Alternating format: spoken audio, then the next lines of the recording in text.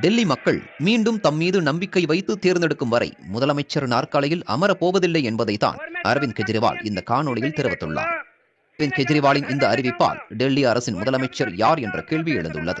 பட்டியலில் முதலிடத்தில் உள்ளவர்கள் அமைச்சர்களான கோபால் ராய், அதிஷி மற்றும் சௌரவ் பரத்வாஜ். இவர்கள்தான் அரவிந்த் கெஜ்ரிவால் சிறையில் இருந்தபோது அரசின் நடவடிக்கைகளை கவனித்துக் கொண்டவர்கள். அரவிந்த் கெஜ்ரிவாலின் மனைவி சுனிதா கெஜ்ரிவால் பெயரும் முதலமைச்சருக்கான பட்டியலில் இடம்பெற்றுள்ளதாம்.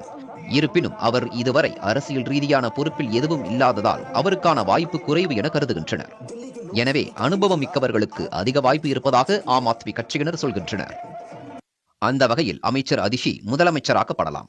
2020 தேர்தலில்தான் முதல் முறையாக தேர்வு செய்யப்பட்டார். ஊழலுக்கு எதிரான இந்தியா இயக்கத்தின் மூலம் அரசியலுக்கு வந்தவர். தற்போது நீர்வளத்துறை, கல்வி உள்ளிட்ட முக்கிய துறைகளின் அமைச்சர்.